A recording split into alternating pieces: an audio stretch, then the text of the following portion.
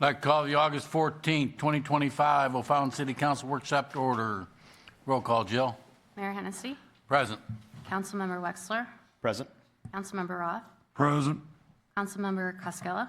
Present. Councilmember Boyer. Present. Councilmember Bibb. Mark him in attendance when he arrives. Councilmember Ragsdale. Councilmember Kewen. Present. Councilmember Taylor. Present. Councilmember Cook. Councilmember Thompson. Present. Folks, you have an agenda in front of you. What's the pleasure? Motion to approve Ragsdale. Second, Taylor. Motion by Councilwoman Ragsdale, second by Councilwoman Taylor. Questions or comments? All in favor? Aye. Any opposed? Motion passes. Anything on the agenda you folks want to talk about? Seeing none. Workshop discussion items. I'd like to have a motion and a second to approve the council workshop meeting minutes of July 24, 2025. Ragsdale. Wexler. Motion by Councilman Ragsdale, second by Councilman Wexler. All in favor? Aye.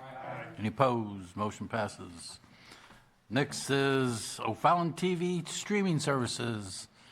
Tony? Good evening, Mayor and City Council. I am happy to be here and talk about what we're going to talk about tonight. I'm joined by Kevin Kreis, our City Communications Manager, who manages O'Fallon TV and the video production staff on a day-to-day basis. For years, O'Fallon TV has always been on the cutting edge of innovation when it comes to our public television, and tonight is no exception. We're here to unveil a new service to our residents, which is O'Fallon TV is now streaming on both Apple TV and Roku. So technically the service has been live for a little more than a month, but we were working out the bugs and we wanted to get that done before we unveil it to the public. And now that we have, we're ready to introduce it to our viewing public. We do have a video to show here in a few seconds, which I believe will explain and answer most of the questions. But we do have infographics that are at each of your desks that are also the back of the room for the public to get when they come into each council meeting. And that infographic and the video you're about to see is up on the O'Fallon TV webpage now. The video will go live on social media as soon as this presentation is over, and will also be included in tomorrow's weekly e-newsletter. Before the video, I want to say two things about this service. First, I am grateful to have a team that stands behind me every day that cares about providing a window of transparency into our city government. And secondly, with that window, we were able and chose to go with Apple TV and Roku because this offers this service to our residents free at no additional cost to the city and our taxpayers. So with that, Dave Burkhart, who is behind us here in the control room tonight, has produced this video, and I think he's done an excellent job with it. So with that, no more further ado, Dave, let's see the video.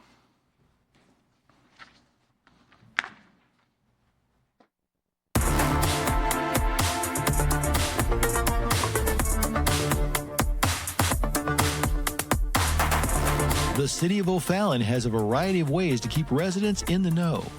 Be it O'Fallon TV, Facebook, Instagram, YouTube, our weekly e-newsletter, quarterly newsletter, and of course OFallonMo.gov. Those offerings are now expanded with the release of our very own O'Fallon Life app, available on Roku, Apple TV, along with Android and Apple devices. With just a few clicks from your remote or taps on the screen, you can enjoy all of O'Fallon TV's video content on your TV, phone, or tablet, even if you don't have cable. We are excited to roll out this service at no additional cost to residents, and we've made it easy for you to stay in the loop. To access O'Fallon TV content through your Apple TV device, first navigate to the Apple App Store and search for O'Fallon TV. There, you will see the O'Fallon Life thumbnail image. Select and add the app to your Apple TV. To access O'Fallon TV content through your Roku device, from the home screen, use your remote to navigate to the search function. From there, type in O'Fallon TV. There, you'll see the O'Fallon Life thumbnail image. Select and add the app to your Roku. Once installed, open the app. The top selection will be the O'Fallon TV live stream, where O'Fallon TV's program is streamed live. On the following rows, you can select video on demand shows of all of O'Fallon TV's content. The first row shows the most recent episodes of our municipal meetings, City Council, Planning and Zoning, Public Works, Board of Adjustment, among others. The next row features our most recent productions, from city events to community experiences. The Living in O'Fallon section displays the best in local happenings. Keep It in the O spotlights our homegrown business community.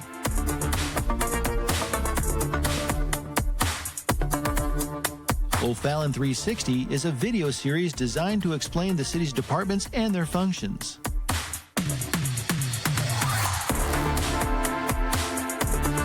Bear in mind, the app will by default display the most recent meetings and programming. Select the search function to search for older content. You can find meetings and shows from years past using this feature. When away from home without access to your Apple TV or Roku device, you can still watch our content on your mobile devices. It is also free through the Cablecast app, which is available on both Apple and Android devices. In the Apple App Store or the Google Play Store, search for Cablecast and find the Cablecast branded logo. After installing the app, open it and search for O'Fallon. Make sure to include the apostrophe.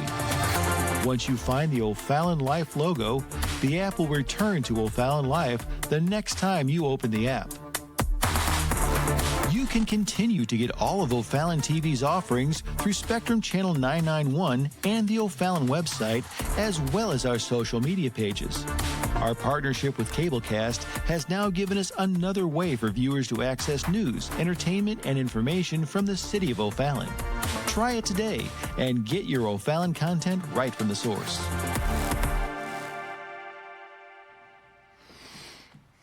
Great job, Dave. Great job.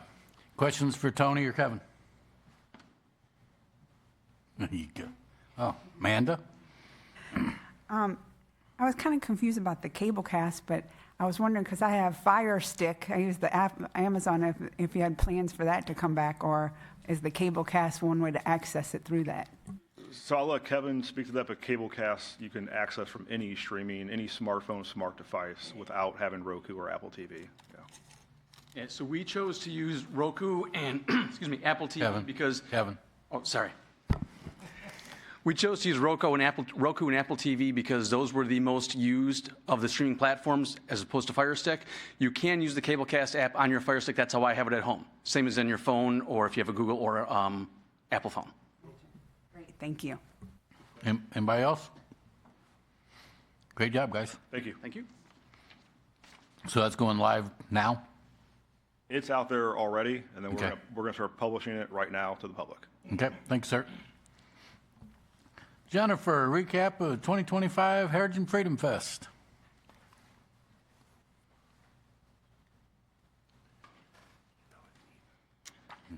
Well, good evening, everyone. I first want to start off by saying thank you once again for the continued support of Heritage and Freedom Fest. I feel it was another successful year. I cannot do this alone. I've said this many times. It takes almost every department in the city to be able to pull this off. My immediate staff is amazing. They are rock stars, and I appreciate them greatly.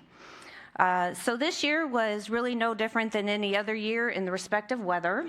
It was hot, very, very hot.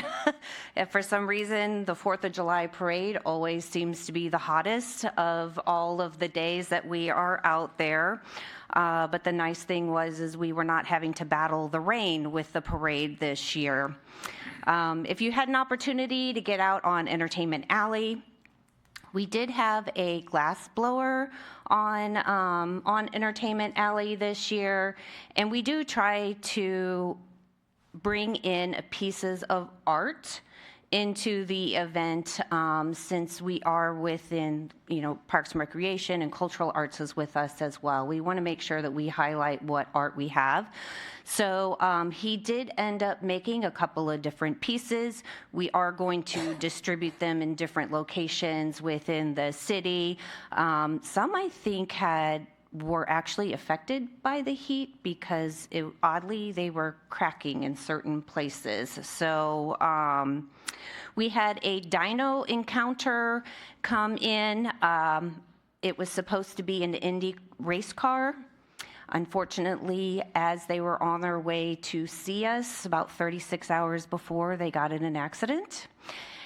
And so we turned the whole thing around and we were able to get a dinosaur exhibit. So I was extremely happy, A, that they were okay, but B, we were able to turn it around and get something in there that people could still enjoy and interact with. So that was the little sticky part. The police had their dunk tank on Entertainment Alley, and people always love it. And I think the new aha of the event this year was at the parade. We had helium balloons. I was personally very excited about those. Been working on those for months and months, and the vision came through, so I was happy to see that. From what I understand, a lot of the public really enjoyed that and were surprised to see that coming down Main Street, so that will probably have to be a repeat for the next year. So, and as far as the carnival goes, we are working with Wade Shows. This was our last year working with them. I am in the process of going out for a rebid. I feel that we've had a great working relationship, so depending on how the bids come back and they would like to bid with us again, we'll see how all that shakes out, but that is part of what I'm in the process of doing for next year already. The carnival this year, we did do a flash sale. It was $20 plus fees. Advanced sales were $25, and then once you're on site and the event has started, it's $35. Something new this year is when you hear the and fees, everything was done by a kiosk this year, and it really broke down the lines of people trying to get their wristbands and how they cash those in. The second thing is once they get their wristband, they scan it to get on the rides, so you know how many people are using each ride, breaking down into minutes, hours per day, so you know what those load capacities are. So I've seen this at some conventions already, even to the point where they're getting to the point now where you can load money on them, and that's how you pay for everything. So we'll see where we go from there. But overall, our sales were down for tickets this year. We made $37,217. We were down $7,233. When I was speaking with the owner of Wade Shows, he said all of his shows this year have been down. So that could account for a couple of things. I can only speak for us. One, weather's always a driver. Even though we did not have rain, it was warm. It was very, very warm. And people will come out once that sun starts going down and you have a limited window of time to really maximize all of that. The other piece is the day of the week. So you have to think about how people are utilizing their vacation time and knowing that the 4th of July maybe falls on a weekend, let's say Saturday, but they know somebody's going to be taking off on a Friday. So we've got to work with that a little bit on the years coming forward for the next few years. But those are some things that can definitely be drivers. So on the 4th of July, we did have neon trees on the main stage. And then on the 5th of July, we had Tiger Lily Gold, who opened up for Gabby Barrett. We had Gabby Barrett back here in 2019. Maybe not everybody remembers that, but she opened for Rock Night for Pat Benatar. And this year she headlined our country night. That is her genre, but she was able to pull off the rock back in 2019. Fun fact in case you have a trivia later. I can make things up as I go if you'd like. Overall, as far as revenues that were brought in this year, we were down 900 and let's just say for round numbers, $9,395 compared to the previous year. You could see that reflected in things like our ice sales, not only Carnival, that was one of our bigger pieces, but the ice sales were down because people weren't using as much because there wasn't quite as many people as what we would normally see. Vendors, however, we were up almost $5,800 in collecting vendor fees this year. So that was a good thing. And also we had an application fee this year because the vendors calling in, I'm doing this, I'm not doing this, I'm going to pay, I'm not going to pay, going back and forth. We put in an application fee. We've had that for a few years. So that's something else that we've been doing. As far as sponsorship goes, we are at $24,000, and that's down only $250. So I feel that was pretty good for parade entries. It was a non-political year, so we were at 2,500. And I will say the number of entries we had for a non-political year was still very high. I feel like right now the parade is kind of starting to ramp up a little bit more, where even more people in attendance and the interest in the parade itself. So that kind of brings us all together to $114,610 for what we brought in this year. With that, I just want to say thank you for the continued support. We cannot do this without you all, and supporting this event and allowing staff to go ahead and move forward with this each year. And with that, I would be happy to answer any questions that you may have. Okay. Just a couple things. Sure. For you and your staff, again, amazing job, and for all the departments. And you said you can't do it without the departments, No. and I totally agree with that. The only thing that I heard was from the Carnival side. So when you talk with Wade, I think they probably need more for the teenage kids. What I was told is more for the littler kids and not enough rides for the teenagers and the bigger kids. Okay. That's what I've been told a few times and that may be Was why. that just this year? That was or- this year. Okay. So I mean, there You wasn't- haven't heard that prior to this year? I have not heard that Okay. prior. I mean, there was some for the bigger kids, but not Not nearly enough. not enough for the bigger kids. Got it. Okay. Linda? Thank you. Again, this was probably one of the most fantastic times that I've had, so thank you very much to your staff for putting such a great event together.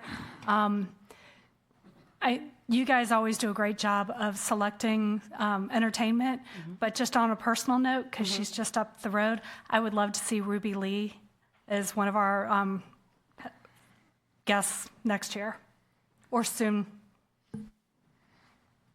Okay, is that it? Anybody else?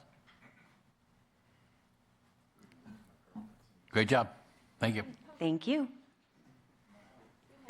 Ethan, review of upcoming P&Z Commission agenda items.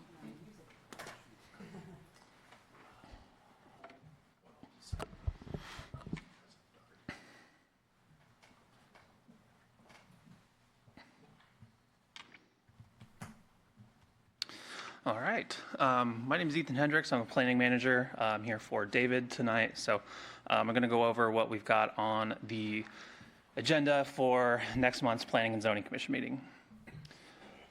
First off, we have a conditional use permit for a tattoo and body piercing establishment. This is in O'Fallon Plaza.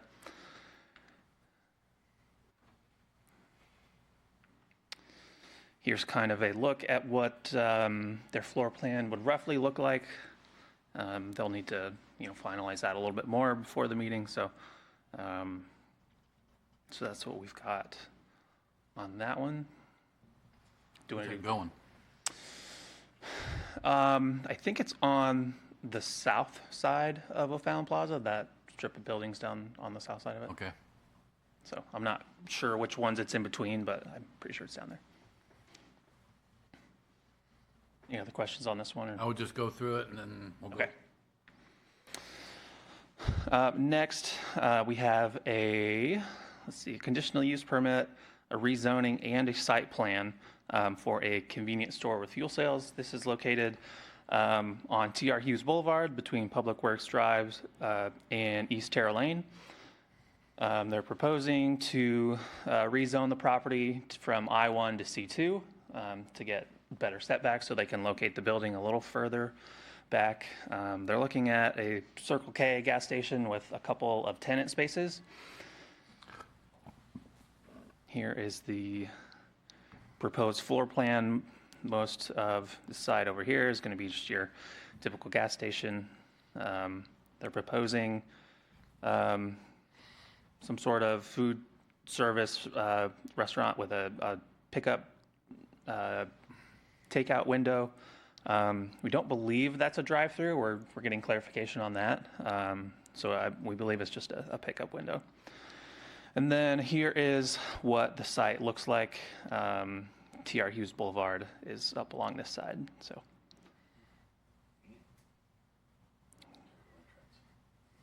All right.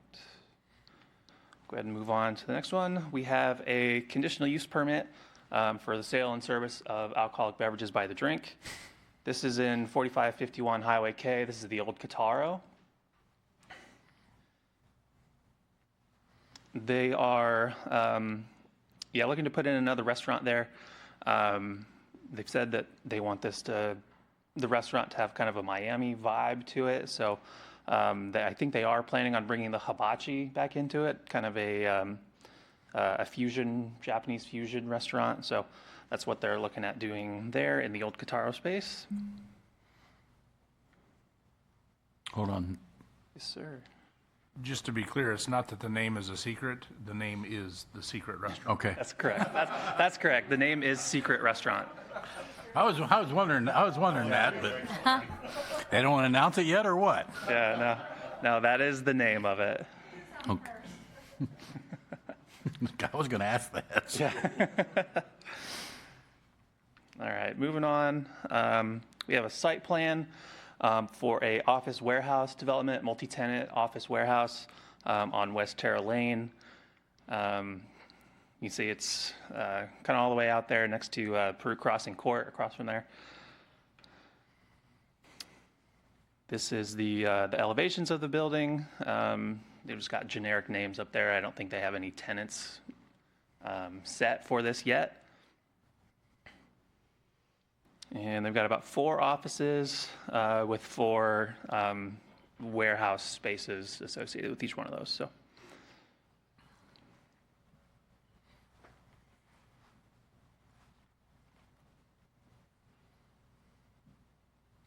All right, and then we also have a rezoning, conditional use permit, and site plan for automobile auto sales. This is the Milenbush location. They're purchasing a piece of property next to it and demolishing the buildings and putting in a new building and redoing that parking lot. So we've got some good looks at the elevations here. Here's the existing conditions. It's the 2 lots. They're going to combine those into one with the building down towards West Terra and then some display spaces across the 2 lots.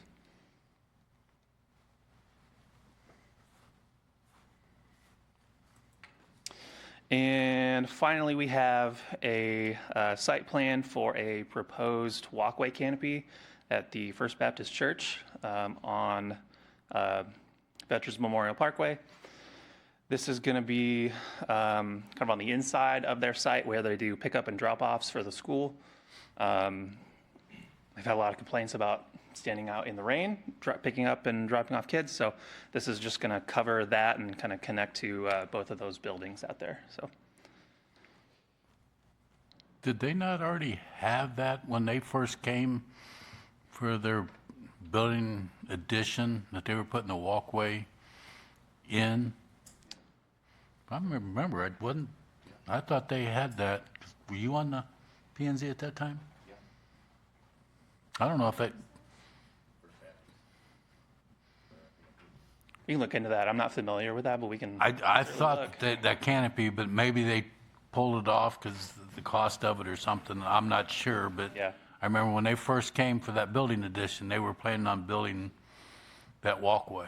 I remember the same thing. So I don't know if they pulled that for cost-wise or whatever. So Yeah, we can. just check. Yep, we'll take a look at that. Okay. All right, and that is what we've got. I'll be happy to answer any questions. Questions for Ethan? Thank you, bud. Sure. Mr. DeBell, city bid process review.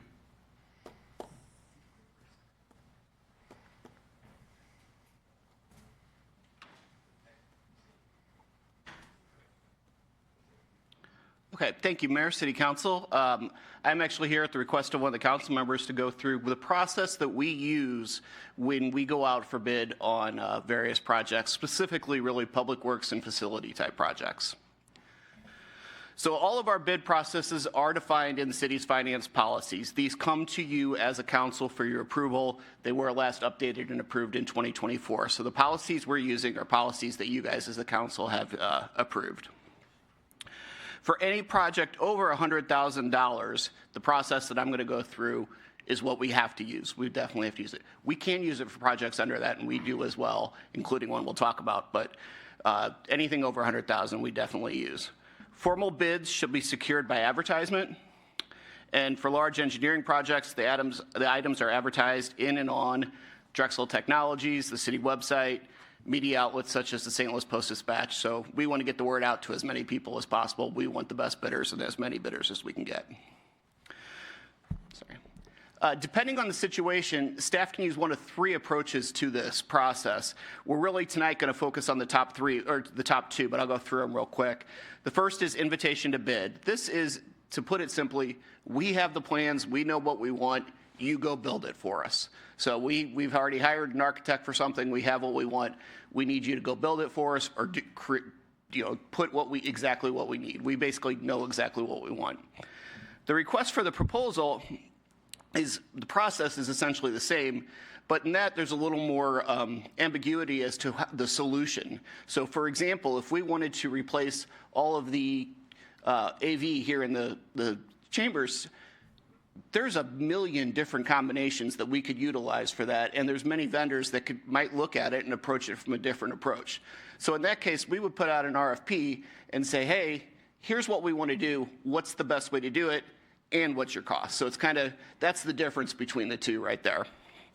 The third is a request for qualifications, and that's for really pre-qualifying professionals, narrowed down to a single vendor, and basically set us up for negotiations with that vendor. Really used a lot like when we hire engineers for projects and things like that. It's a separate process. We're not really going to talk about that anymore, but I just wanted to let you know it was there. So as I said, we are really focusing tonight on the competitive bid process, what we do when we go out for bid, but the process is almost identical for an RFP.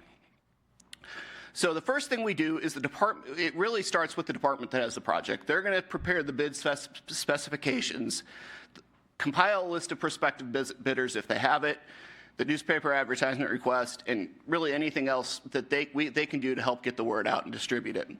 They'll give that information to our purchasing agent, who's actually a member of our finance department. She will finalize everything, get it out. She's going to set a bid opening date for the project. She'll prepare the advertisement, and she'll get all the posts out. So everything's put out at one time by one person. As for the bid specifications themselves, there's a few things that they have to contain. First of all, it has to contain all the known requirements for the project. We want to put as much information out from the beginning as we can on any particular project. We also put out, obviously, the time and place of opening for the bids. These are sealed bids. We tell them we require sealed bids. They have to be given to us in hand by the deadline. If our deadline is August 5th at 1 p.m. and they show up at 1:05 p.m., it goes in the trash. We don't even open it. We have a deadline. We stick to it. Everybody has the same chance. If there's a bond required for it, they also have to submit that with their submission. So they have to have that up front if there's a requirement for that. Some projects have it, some don't. Oh, Yes, ma'am. quick question. Is this okay? Go ahead. Okay, could you go back a slide? Yes, ma'am. When you say that you put together a list of the prospective bidders, is this just for our own knowledge, or do in the purpose of advertising and putting this out there, the call to bid, do we send messages to specific bidders? Good question. It's a little of both. What it is, for example, when I was, the best thing I do is give you an example. When I was communications director, I had contacts with printers all over the country. So when we put out our newsletter for bid, we'd put it out and advertise it here locally to every printer we've ever used. Anybody that ever contacted us and said we put it out to them. But I also knew other printers in Utah and in California that were capable of doing the work. So I would supply that as well to the purchasing agent to make sure that they get a copy of it. They have the choice to submit or not. And in fact, in all those cases, we got one bidder and it wasn't any of those, so it didn't work. But it does give us the option to get more people if we need it. And, you know, if it's somebody's wheelhouse that may not see it otherwise, we still want to make sure they see it. Thank you. Sorry to interrupt. Oh, no problem at all. One other thing I'll add about the bid specifications, they have to be placed in the paper and advertised for a minimum of 10 days. Obviously, larger projects need a lot more than 10 days to put the bid together, so the bid opening date will be set much further out in the future. But minimum 10 days, even for a simple, straightforward project. Following the posting, we do our best to put everything out, but obviously, vendors are going to have questions. So they will submit those questions to us. Usually it's in writing. Another option is staff may host a public pre-bid session, and then staff can also host a required pre-bid session so that the vendors all come together and they ask their questions. The key for us is we provide all the information back out and answers in an addendum to the original bid, so that everybody gets the exact same information at the exact same time. Just because a vendor calls up and says, hey, I want to know this, that question gets asked, we compile the information. When we do the addendum, we send it to everybody that possibly got the bid to begin with. So no vendor gets a specific advantage by doing it that way. Everybody gets the information, same time, same information. Of course, we get to the point where we actually have the bid opening. It's a public bid opening. It's usually held here at City Hall. Bids are recorded as they are read out loud. So they open the bid. It says $1 million by Jones Company. They write down Jones Company, $1 million. Everything's public. Everything's open. Any vendor can show up. Any person can show up to watch it. Yes, sir. And that's done on the bid tabulation form, correct? Yes, sir. It's done on a bid tabulation form. Yes, sir. The bids then, after the opening, will be scanned by the purchasing agent. They're going to give copies of the originals to the city clerk, and they'll give all the relevant information to whoever the department that requested the bid, so they can take it from there and go from there. We go for the lowest and best bid. So when we look at this, and I'm probably getting ahead of myself here a little bit, but price is obviously a very important thing. We want to make sure we get the best price for our taxpayers on any project. But we also want to make sure we get a qualified bidder that can do the job and do the job well. Lowest and best is our policy. The requesting department then takes all that information and they prepare a tabulation of the bids received and analyze the bids. First of all, they must meet all requirements. Doesn't matter how good it is, if it doesn't meet our requirements that were sent out in the beginning, it's out. Second of all, staff's got to determine whether each bidder is qualified to do the work. So we'll check our references, we'll look at their staffing levels, whatever. I can think of an example where I won't say who the company is or the project, but we had a company bid on a very large project and they had 3 employees. And we looked at it and said, we're not sure that they can do this. So we obviously investigated that, and it turned out they were going to use a whole bunch of subcontractors and it was going to get really ugly. We didn't take them in that particular situation. So that's kind of our job, is to go through and look at it and make sure they can do what they said.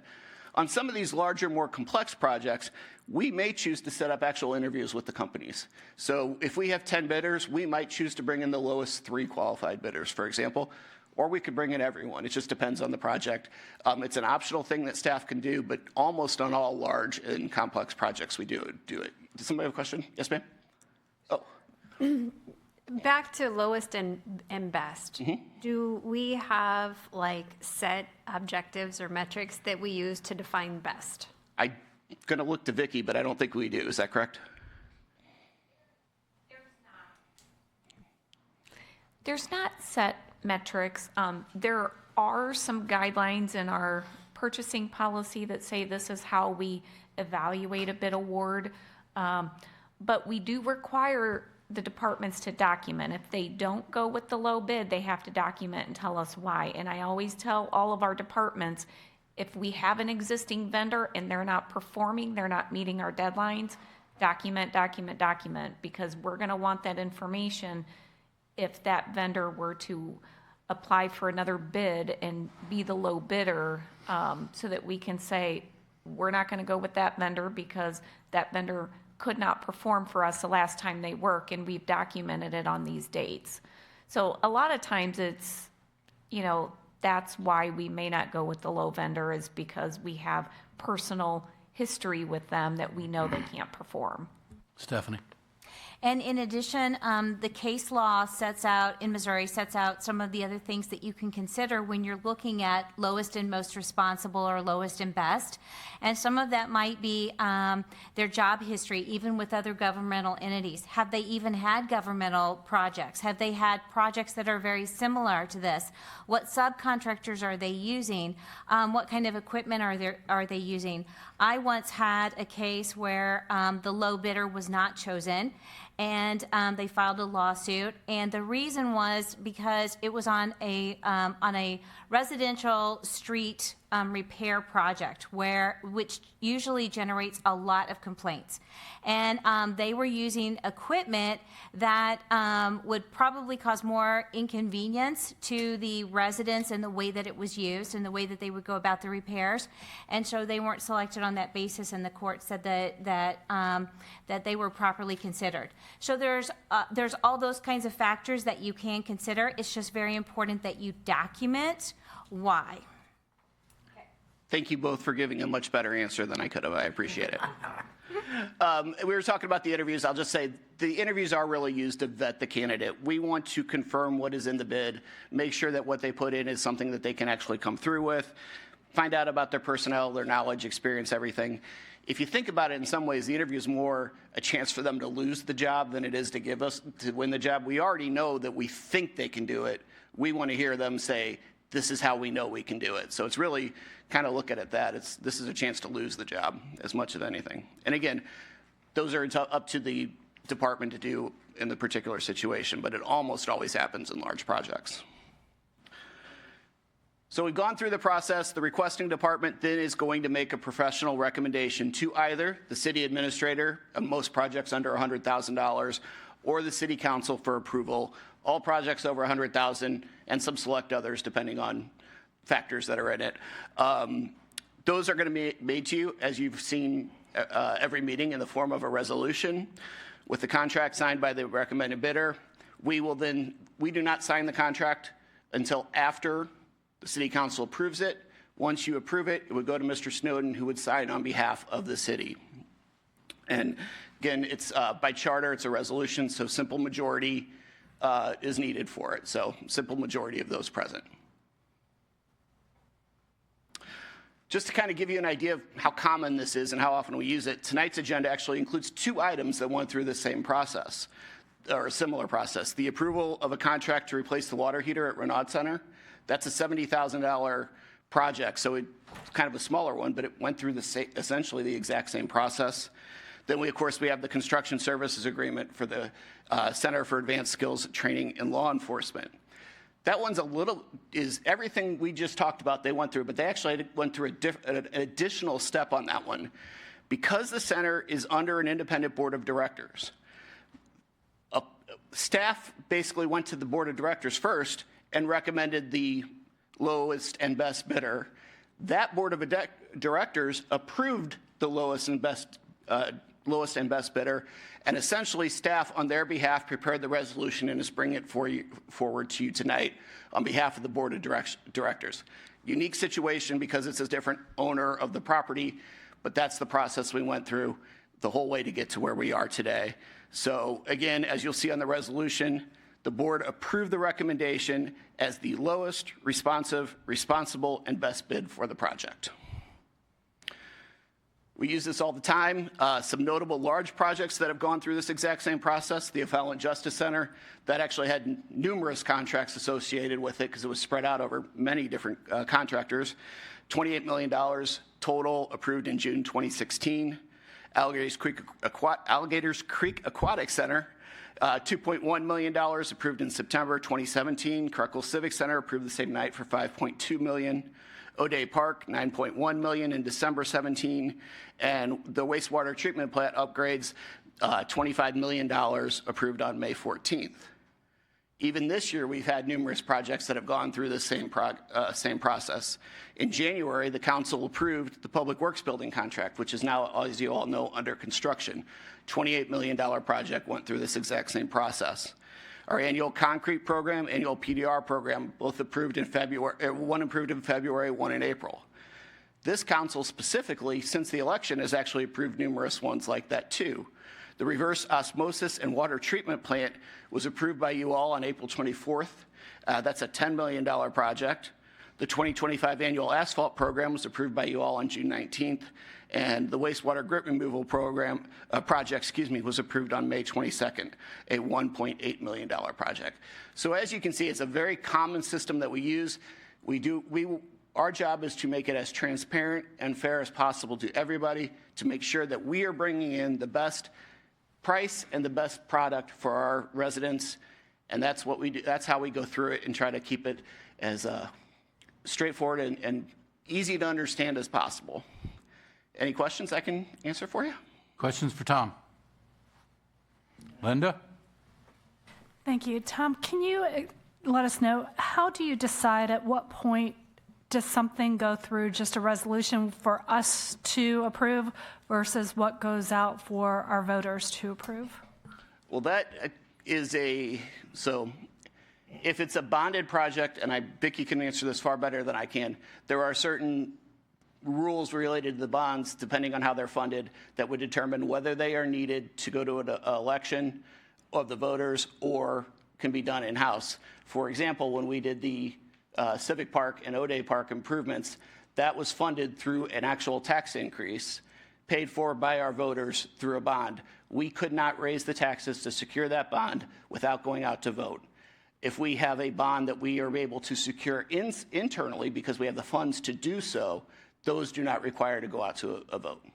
Does that answer your question? Maybe? Vicki? Vicki, you want to add anything, or did I get it? Yeah, that's correct, and it's the general obligation bonds or the bonds that increase property taxes, and not only does it increase your tax, but we are required to increase taxes in order to earn sufficient revenue to pay back the bonds, where the other bonds that are internal, we issue special obligation bonds, and they're called annual appropriation bonds. So every year they're appropriated through the city's budget process, and those do not have to go out for a vote because of that annual appropriation. Okay. Good. Brian? The opening ceremony, is that broadcast on the O'Fallon TV? Or do you have to physically be here? We have done that at times. We're doing it all the time during COVID. We have done it at times. We don't do it every time, though. Sometimes it just comes down to availability of the people needed and stuff to do it. Lisa? Thank you, Mayor.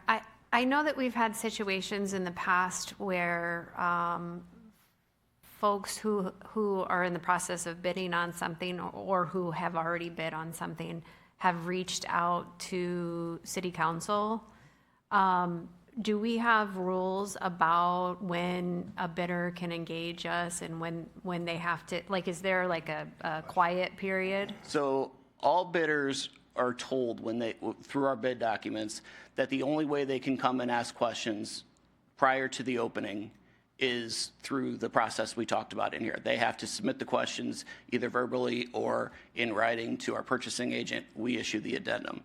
Once the bids have been open, we don't want them to. We'd rather they didn't, but do people reach out? They do. It'd be great if everybody didn't, but I will tell you, if we find out they did it before that bid opening, they're out. Good? Yes. Amanda? Yeah, I'm going back to the lowest and best. I get how we got, the staff, does their procedure and brings it to us and suggests, to us, say, we suggest this. One thing I would like to, I think would help us would be maybe reasons why, they suggest that. The Board of Adjustment, I was looking at some of their agenda items and they had it, the same thing. We suggest this or deny it and the reasons. And I just think that was very helpful because, sometimes when it does come to us, I like to do my own research, looking up things and all, and I don't always think, I'm like, why did they think it best? And maybe our minds, conflict with what they suggest. So I just think that would be helpful. But I don't know what. Well, through our agenda items that we put through Agenda Quick and that are posted, staff will give a general reasoning for why they're selecting a particular vendor. That's kind of a requirement that we have. We're going to put it out there. We're going to show you what we've got, why we chose this particular vendor. Sometimes it's very easy. They were the lowest bid. They can do the job, straightforward, or they were the only bidder. Sometimes, as Vicki said, it's going to require a little more explanation because maybe they weren't the lowest bidder, but we're taking them. So you should have that information through that to begin with. Secondly, every time we come to you with a resolution at a meeting, the director or the staff member over that department will be at the meeting that night. So we are always available to answer those questions for you. That's why we start off the workshop with, are there any questions on the agenda tonight? Staff is here to answer those questions prior to the meeting, so you have the ability to hear those answers before we go to the actual vote.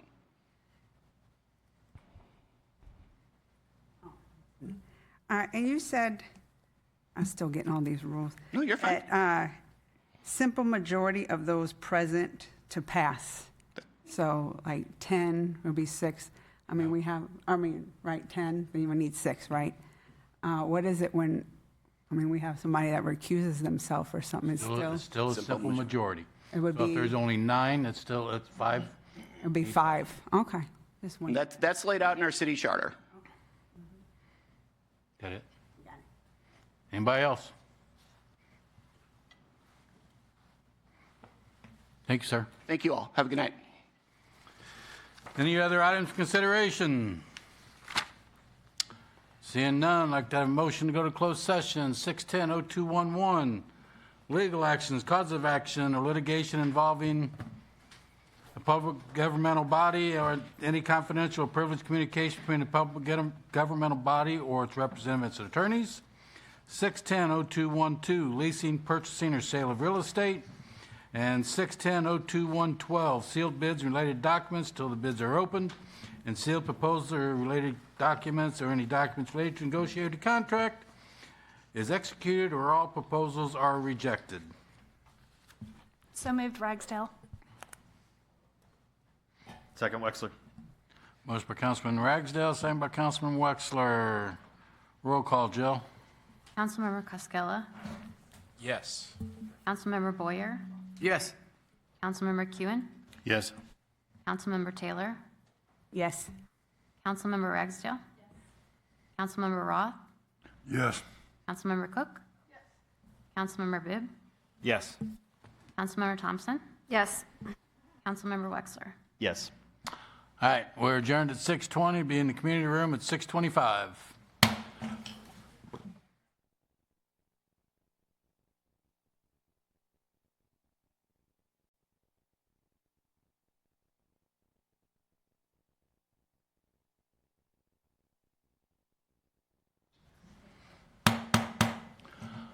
Want to call the August 14th, 2025 O'Fallon City Council meeting to order. Roll call, Katie. Mayor Hennessy, Present. Councilmember Wexler, Present. Councilmember Roth, Present. Councilmember Boyer, Present. Councilmember Thompson, Present. Councilmember Bibb, Present. Councilmember Cascella, Present. Councilmember Kewen, Present. Councilmember Taylor, Present. Councilmember Cook, Councilmember Ragsdale. Present. If everyone would please stand for the invocation by Police Chaplain Michael Atherton, Senior Pastor from First Baptist Church of O'Fallon, followed by the Pledge of Allegiance, led by Councilmember Cascella. You pray with me? Heavenly Father, we come before you tonight, yet again, another great day, beautiful weather outside, great season of the year. We're grateful to be able to assemble, be able to do the business of the city. Father, we thank you for our mayor and for his staff. We thank you for the leaders that help make O'Fallon this tremendous place to call home. And Father, we just pray that you give them great wisdom in all of their dealings. Father, that you would lead them, guide them. Father, that each and every one of us would work collectively together to make this world a better place to live in and to be able to raise families in. Father, we're mindful as we think about our community. Next week, kids go back to school. Father, I want to just take opportunity to ask that you would protect our kids in the schools, protect them in every facet of their life, physically, emotionally, relationally. Father, I just pray that you would keep them safe. Father, as we go into this fall season, we pray that we make the most of every day that you give to us, and that we would strive to leave a positive imprint on this world. Father, thank you for our first responders. Thank you for those who are committed to helping keep our community safe, protect them, watch over them, and we just give you great praise for who you are. It's in your name we pray. Amen. Amen. To the flag of the United States of America and to the republic for which it stands, one nation, under God, indivisible, with liberty and justice for all.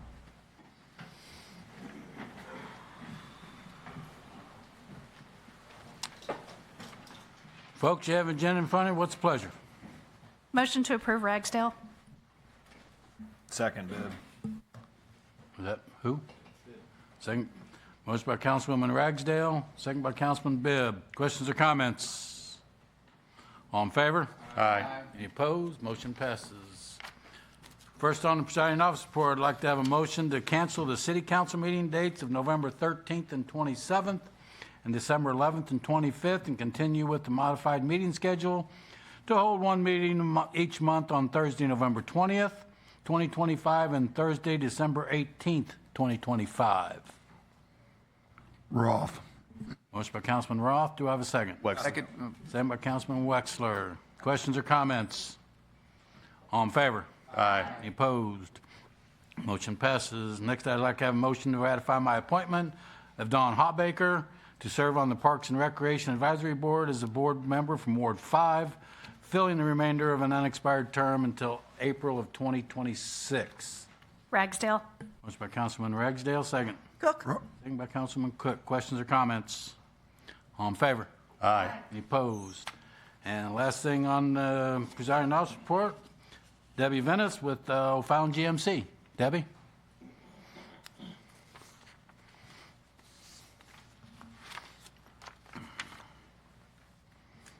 Thank you, Mayor. My name is Debbie Venice. I'm from O'Fallon Buick GMC, and I'm here simply to invite the O'Fallon community and the council and anyone in the room that would like to attend our first annual car show, which is next weekend, August 24th on Sunday. We have 180 participants so far and more signing up daily. We'll have food, drinks, and a DJ to MC and bring entertainment to the event. and we just wanted to invite you to come and join us. Do you have any Fords there? Yes, we will have Fords, old ones. Thank you. Thank you, Debbie. Which brings us to citizens' comments. I do have a stack here, and just as a reminder, you get 3 minutes. Once you start your comments, I will start my clock here, and I will give you 15 seconds left. And at the 3 minutes, I'll say your time is up. So I would appreciate that, and I just wish everybody's going to be respectful on their comments and keep it nice and respectful. So with that, our first speaker, Mr. Dienoff.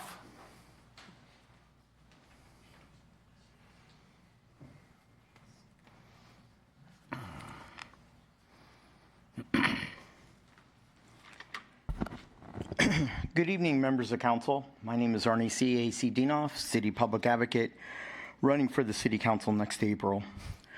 Resolution G on your agenda is very concerning, especially when Mr. Bibb is going to be making an $8 million profit off of our taxpayers. I am asking the council that you either table or defeat Resolution G. I believe that Mr. Bibb needs to either be a city council member or he needs to be Senior Vice President of Wright Construction Company. You cannot have a public elected salary. You cannot have your cake and eat it too. You cannot be greedy, money hungry, power hungry, and making an $8 million project off of a $24 million law enforcement center entitled The Castle, which we've already spent $6 million and gotten 2 concrete walls and nothing much more to speak for that property. Especially when just 12 miles away, St. Charles County and St. Louis County will be building a $50 million state-of-the-art law enforcement center. We are building our facility in a floodplain that floods every 5 years. Where are the ethics and morals of this council?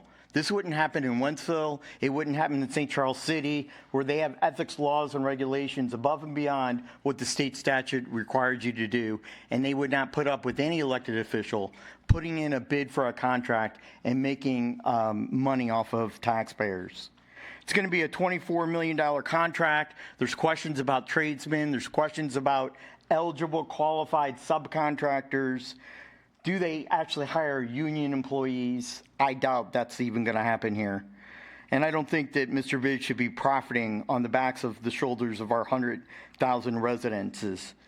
If any of you have read the contract, it's 96 pages. There's lining out, addings, and every line has a ramification. I don't believe in this contract, and it needs to be defeated. Where's the bond that has been talked about? We don't even have the money to pay the $24 million construction contract because the bonds haven't been sold at 5% interest plus $6 million, which will be that 5%, plus close to $1 million in administrative and legal fees. So we're looking over a $30 million payback of taxpayer money. And on the EVAC track, is it going to be concrete or is it going to be blacktop? Because I'll tell you what, the first flood is going to wipe out that blacktop in a matter of hours. And so you have 15 this seconds. council has a lot of soul thinking, a lot of ethical and moral questions, and you're not serving the community well by giving your good pal, Mr. Nathan Bibb, an $8 million bonus in 2025 and 2026. Mr. Either Dienoff, table or defeat this bill. Mr. Dienoff. Thank you, Mr. Mayor. Mr. Dienoff. That's why I want folks to be respectful, please. Next speaker is Joe Pallardy.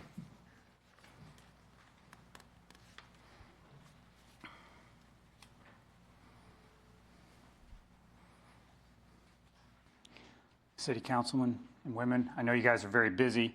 My concerns are along the same lines. I know you guys would want to vet everyone well. I've taken the freedom of doing some of that myself tonight. So there are the 3 top bidders on this for this contract. The 3rd top bidder, Integrate Construction Services. I looked them up on CaseNet. They have 2 entries on CaseNet. I looked up the 2nd lowest bidder, LCS, Lane Co. Construction Services. They have 7 entries on CaseNet. and I looked up Wright Construction Services, the lowest bidder. They have 86 entries on CaseNet. I don't think it's within the best interest of the taxpayers' money to engage in a contract with such a litigious company. I don't have any faith that they're going to end up doing what they say they're going to do, doing it for the amount that they say they're going to do it, or doing it on time with a quality product. So I really hope that the City Council looks at that and all the facts before they award this contract. Thank you. Next speaker is Craig Briley.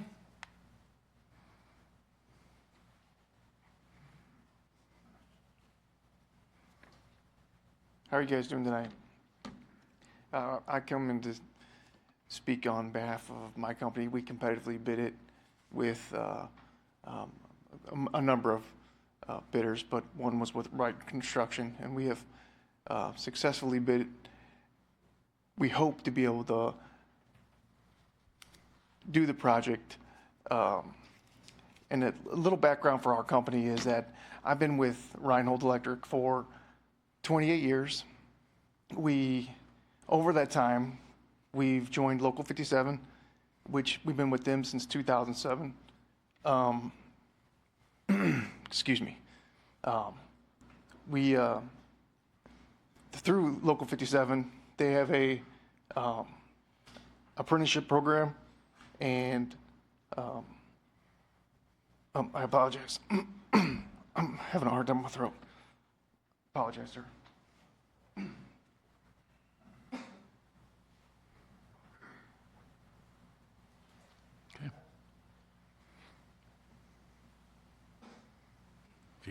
If he wants to come back afterwards, I'll give him 2 more minutes. Next speaker is Kevin Hayes.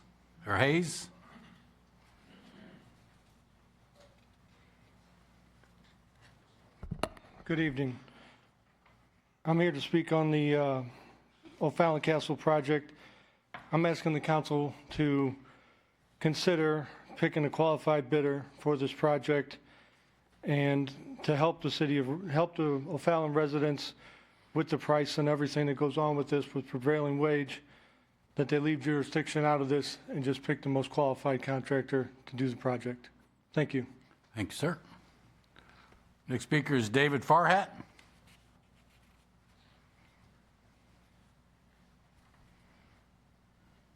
So I won't take the 3 minutes. I've been in O'Fallon since '91.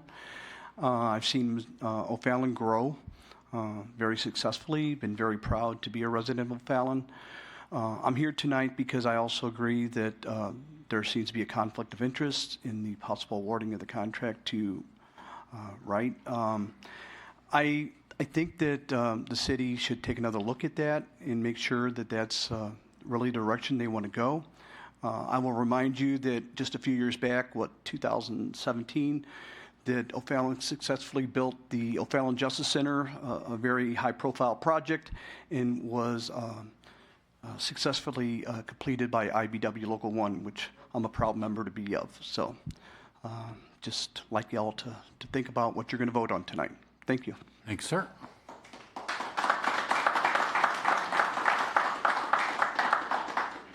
Next speaker is Tim Cleveland. Good evening, Council. My name is Tim Cleveland. I'm asking you tonight to not award this $23 million Advanced Skills and Training Law Center project to Wright Construction. Here's why. First, Councilman Nathan Bibb is Vice President at Wright Construction. There's a textbook conflict of interest. No matter how this vote is handled, the appearance alone damages public trust. The people of O'Fallon expect decisions to be made without even a hint of personal gain.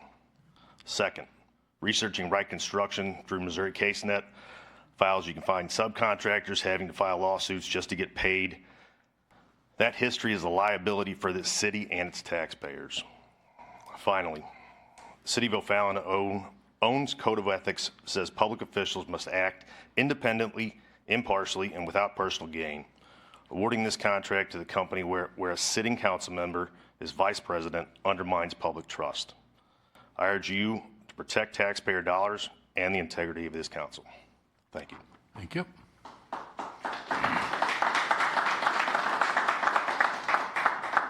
Craig, if you want to finish your 2 minutes, I'll give you, you got 2 more minutes. You're fine. So anyway, as I was saying, that Reinhold Electric is part of the Local 57, and we have an apprenticeship program that does low voltage and high voltage, and has successfully turned out many electricians. So we hope to get the opportunity to do the work, but obviously it's all going to be voted on. We also have done other projects with Wright Construction in the past, and we're very successful. Turned out, at the end of the day, a very good product. So I just wanted to come up and,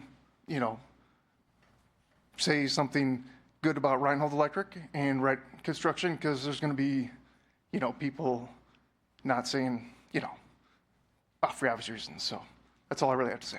Thank you, sir. Thank you. Next speaker is Zachary Statler.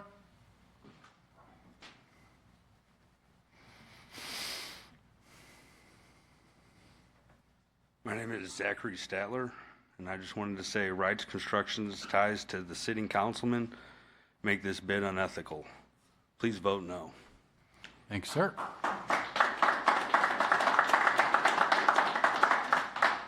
Our next speaker is Sean Campbell.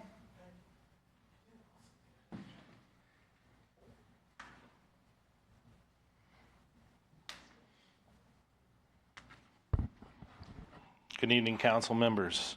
My topic is in reference to a favorable vote for Wright Construction being awarded the new regional police training facility that is on the agenda tonight. My name is Sean Campbell. I've been a proud resident of O'Fallon for nearly 20 years now.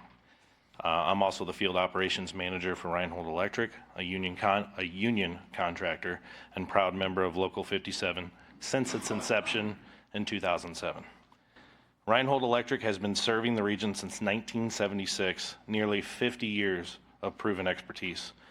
Over the years, we've partnered with the City of O'Fallon on maintaining traffic signals, working on buildings, most recently an emergency wastewater treatment, and it's always delivered safe, high-quality work. We are one of only 3 subcontractors in the area that is qualified to perform specialized traffic signal work, which is required for this project. We've partnered with Wright Construction before, and this project fits strategically with our expertise, ensuring we can dedicate the right people and resources. Beyond our work, we take pride in giving back to the community, such as supporting local law enforcement. Awarding this project to Wright Construction means partnering with proven local expertise that's invested in O'Fallon's success, both on the job site and in the community. Thank you for your time and your consideration. Thank you. Next speaker is John Hendricks.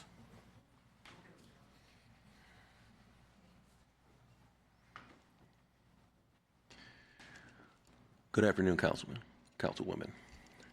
Thank you for allowing me to speak.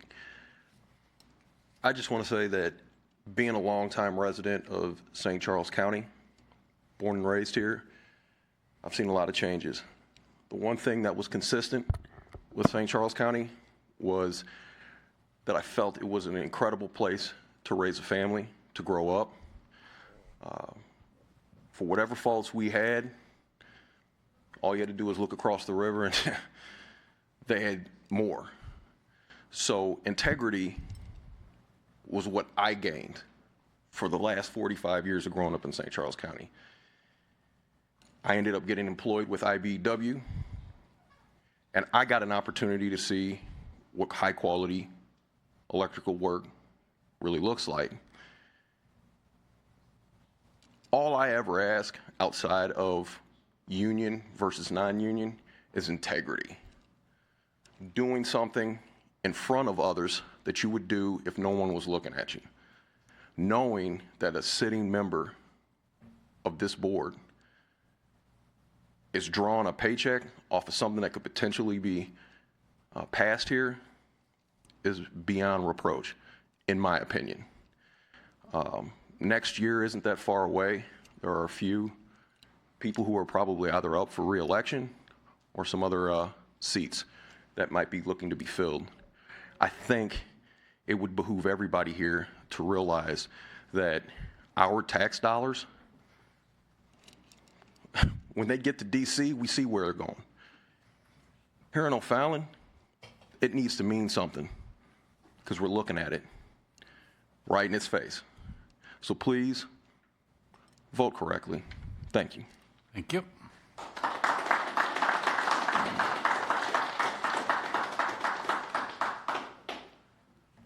Our last speaker, I'm going to butcher this last name. John Karhoff. There you go. Thank you, council members, for the opportunity to speak tonight and for your service to the community. My name is John Karhoff. I'm a representative from the Electrical Workers Local 1 in St. Louis, and I rise tonight to comment in response to the recently published bid tabulation for the Center for Advanced Skills Training in Law Enforcement.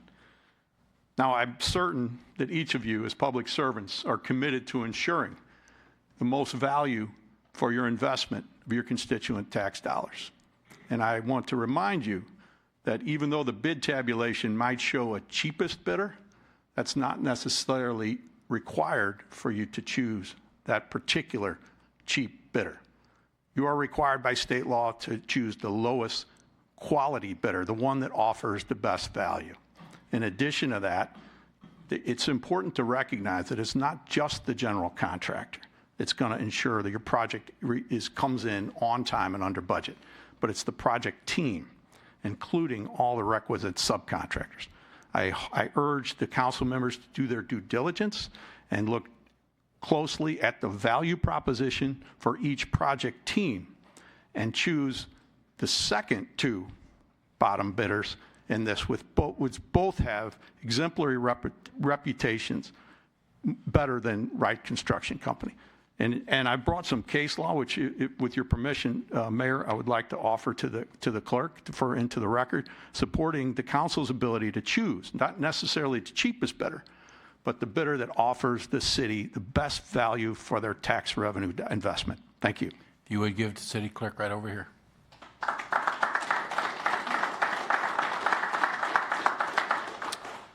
I have no other citizens' comments. It brings us to ward reports. Ward 5. Thank you, Mayor. Just a couple things. Now that the weather's gotten nicer, I've been out walking my dog and stuff, and I've been out at Portsmouth Park, and I want to just tell Bill and the guys, the park is beautiful. It's being used so much, and so it's such a gem of our city, and so I just enjoy it so much, and I just want to give you guys a good shout out because the park is fantastic. People are utilizing it. People are fishing, walking, biking, everything, so it's wonderful. And then to our street guys, I'm going to give a shout out. The people in Turtle Creek have gotten a hold of me, and they're thrilled. They're finally getting their traffic calming done. And so, so they're getting their dips and their traffic calming put in. So wonderful, wonderful. But I do want to ask if we could get a sign put up out on Turtle Creek that says, traffic calming ahead, just to kind of give people a warning so they're not hitting those dips going through at 40 mile an hour. So and that's all I have. Thank you. Ms. Ragsdale. Thank you, Mayor. First, I want to say to our audience, thank you so much. I know it takes a lot of courage to come up and address us, and we don't mean to seem scary up here. So my hat's off to all of you that had the courage to come up and speak your mind. So thank you for that. That's what our Republic is all about. I do want to mention the Rail District Festival is coming up on September the 6th from noon until 6 at Civic Park. At our next meeting, we will have somebody from the Chamber of Commerce who will give a little bit more information about the festival. But if anybody is interested, and this is a ripe crowd for this, they are still looking for sponsors, and sponsorship is $125. You can contact the O'Fallon Chamber of Commerce if you might be interested in that. And the last thing I would like to mention is on Tuesday, the mayor and several of us went to Goodwood Brewery. If you didn't know, they're right next door at the West Off Mercantile, and we had the honor of presenting them not only with their City of O'Fallon Historic Preservation Status plaque, but also we presented them with the National Historic Registry. So very proud of Goodwood. So after y'all are done here, go next door to Goodwood. Thank you, Mayor. Ward 1. I just want to touch on one thing. It's just not with O'Fallon City, but it's, if anybody's ever heard of the RECA Act, the Radiation Exposure Compensation Act, if anybody's familiar with that or wants information, go ahead and give me a call. I can hook you up with to where you need to go to get the applications. It's more for your southern O'Fallon area, but then Weldon Springs, Dardine Prairie, southern parts of St. Charles. But if you're not familiar, you lived there for a couple of years or so, go ahead and give me a call, see if I can push you in the right direction. For those that went out to Francis Howell, a lot of them are affected by that with different types of cancers. So if anybody has any questions about that, go ahead and give me a call, and I can see if I can get you going in the right direction on that. That's all I got for tonight, Mayor. Thank you. Mr. Wexler. Thank you, Mayor. Wanted to tip my hat to the Public Works guys out there working on the partial depth repair. Seen a bunch of that happening lately since we gave the okay, and it's looking far better than just the pothole repair. And reminder, bulk waste drop-off is August 16th. Thank you, sir. That's all I got. Thank you. Ward 2. Thank you, Mayor. I have nothing this evening. Mr. Boyer. I was also gonna pimp the bulk waste. It's Melissa's, my wife's favorite day of the year, quarter. It's really good. Also, it's the beginning of school, so just be aware that schedules change, patterns change. Just be up and give yourself enough time to get places, and hopefully everyone's gonna have an awesome school year. Thank you. Thank you. Ward 3. Thank you, Mayor. My wife's favorite day of the year is coming up also, the first day of school. And my favorite color happens to be school bus yellow. So just a reminder to watch out for all the kids out there waiting at school bus stops and walking to school. Take an extra step just to look around, be a little more cautious driving. Those kids they tend to be a little dangerous. So anything you can do to protect our youngest ones, please do so. Thank you. Mr. Bibb. Thank you, Mayor. I just want to appreciate everybody for coming out and speaking. It's always a blessing to hear people's true thoughts. I do think it's kind of shocking when we have a public advocate who, meeting after meeting, tries to say that we should hire as much local as we possibly can. And it's pretty shocking when a company can perform work throughout St. Louis County, including multiple police precincts, but then somehow that would mean that they're not qualified to do work here in our own hometown. Not to mention that those same projects in St. Louis County are working with the IBEW, and there was no meetings or concerns with quality or problems or CaseNet that includes liens of any of that on any of those projects. Also, when it comes to ethics, people I'm sure are aware that the City of O'Fallon has a code of ethics, and it also includes a conflict of interest section.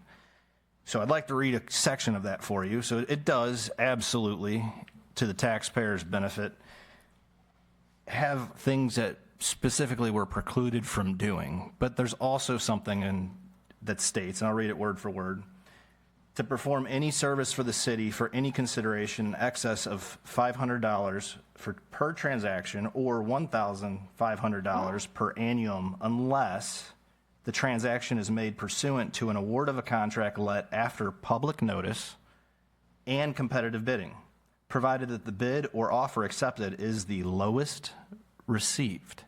Now, I'd like to thank Councilwoman Taylor for asking that the city present on the bid process that was done in our workshop today. While no one in the audience was here for that, I do invite you to watch that and catch up on how the bid process works and how all of these items were met.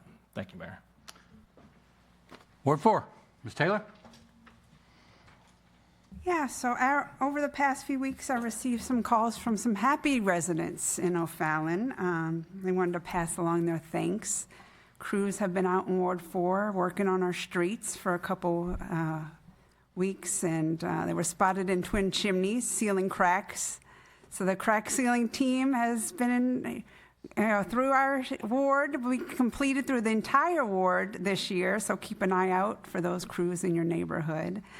I also wanted to extend my thanks to the staff for quickly putting together the recent workshop for reviewing the entire bid process. It was really helpful, and for those of us who didn't have, a full grasp on how the process works, and I think it'll be even more valuable moving forward.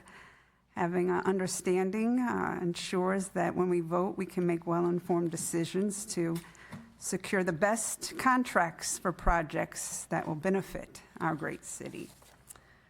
And lastly, it's been almost a little over 4 months now. The people of Ward 4 have placed their trust in me to carry their voice here at City Hall. And that trust is not something that I take lightly. Every time I sit down to cast a vote, I ask myself, is this what's best for our city? And is this what our constituents would want? And twice a month I come here to these meetings fully committed, dedicating time and effort to learn and understand every item that's put before us in front of me to the best of my abilities. I read through every agenda item and ask the necessary questions and gather all the information that I can to ensure that I'm making the most informed decisions possible.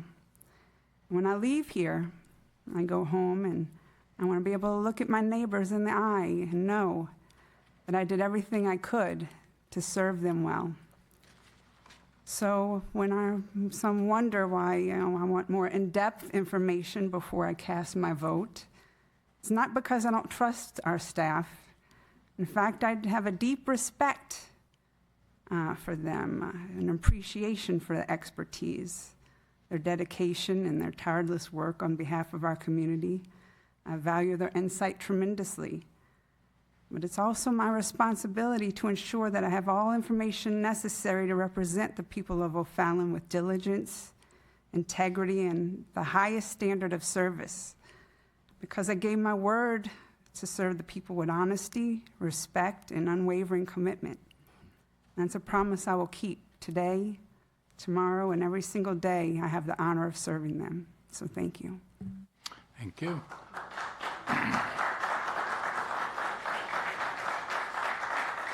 Mr. Kewen. I have no report tonight. Thank you. All right, brings us to City Administrator's report. Mr. Snowden. Thank you, Mayor. I'd like to take a moment to acknowledge the contributions of some staff members who are reaching milestone anniversaries this month. Streets maintenance worker Louis Schulte has been with O'Fallon for 5 years. Streets maintenance crew leader Rob Lehman has served the citizens of O'Fallon for 10 years.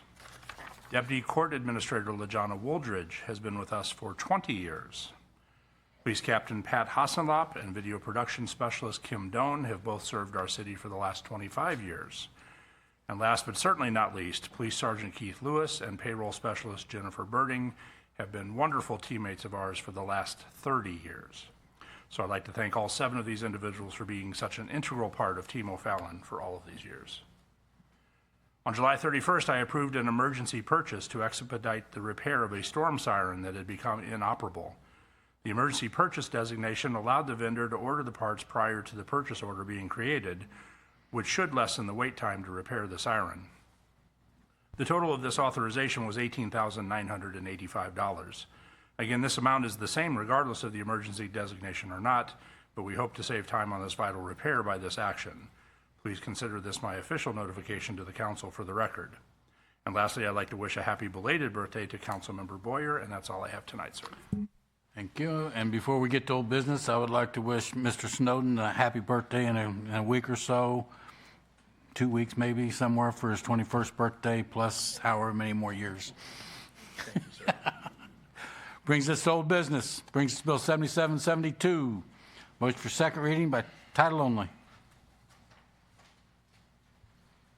Costello. Ragsdale. Motion by Cascala, second by Ragsdale. All in favor? Aye. Any opposed? Stephanie? An ordinance amending Section 600.010 and 600.030 of the O'Fallon City Code regarding liquor licenses. Thank you. Motion final passage. Costco. Motion by Cascala, second. Ragsdale. Second by Ragsdale. Questions or comments? Council members, please cast your vote.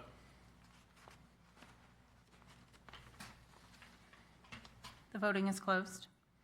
10 yes, 0 no. Bill 7772 passed, becomes ordinance number 7233. 7233. Thank you, Katie. Brings us to Bill 7774. Motion for second reading. Cook. Motion by Councilman Cook, second. Ragsdale. Second by Councilman Ragsdale. All in favor? Any opposed? Stephanie? An ordinance authorizing an agreement between the City of O'Fallon, Missouri and the Missouri Highways and Transportation Commission for the wrapping of traffic signal and lighting facilities along Highway K. Thank you. Motion for final passage. Cook. Motion by Councilman Cook, second. Ragsdale. Second by Councilman Ragsdale. Questions or comments? Seeing none, council members, please cast your vote. The voting is closed. 10 yes, 0 no. 7774 passed, becomes ordinance number 7234. 7234. Thank you, Katie. Brings Bill 7775. Motion for second reading. Cascala. Motion by Cascala, second. Bibb. Second by Councilman Bibb. All in favor? Any opposed? Stephanie? An ordinance providing for the approval and acceptance of the dedication of streets and storm sewers, excluding detention, for maintenance by the City of O'Fallon, Missouri for Streets of Caledonia, Plat 6. Thank you. Motion final passage. Cascala. Motion by Cascala, second. Bibb. Second by Councilman Bibb. Questions? Cast your vote, please. The voting is closed. 10 yes, 0 no. 7775 passed, becomes ordinance number 7235. 7235. Thank you, Katie. Questions or comments on the committee and commission reports? Seeing none, we stand as read. Questions or comments on the consent calendar? What's the pleasure? Motion to approve, Kewen. Roth. Motion by Councilman Kuhn, second by Councilman Roth. Council members, cast your vote. The voting is closed. 10 yes, 0 no. Consent calendar has been approved. Brings us to new business. It's public comment to consider approval of an ordinance granting a conditional use permit to the owners of Capital Group Incorporated to allow a contractor services office with outdoor storage in a C2 general business district under certain conditions on a certain tract of land located at 921, 925 Highway K within the city of O'Fallon. Is there someone here to present this?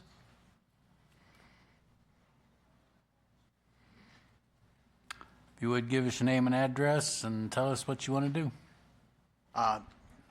Thank you, Mayor. My name is Andy Williams. I'm with Capital Group Incorporated. We are a plumbing and HVAC distributor. We have offices in Illinois as well as Fenton and Hazelwood, Missouri. We're opening a branch here in O'Fallon at 921 Highway K.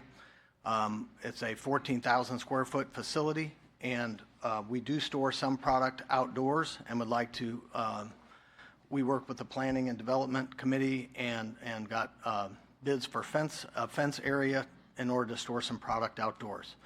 The last meeting that we had, there was some concern about if the product would be stored anywhere above the fence, which it will not.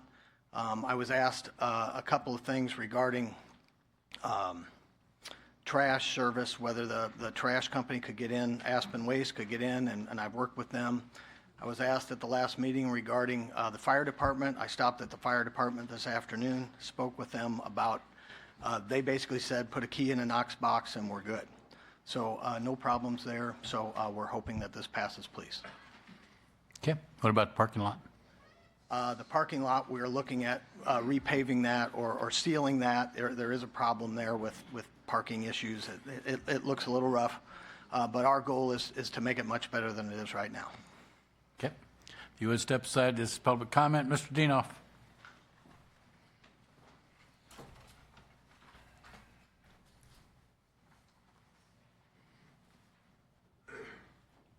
Good evening once again, members of council. My name is Arnie C., A.C. Dienoff, City Public Advocate.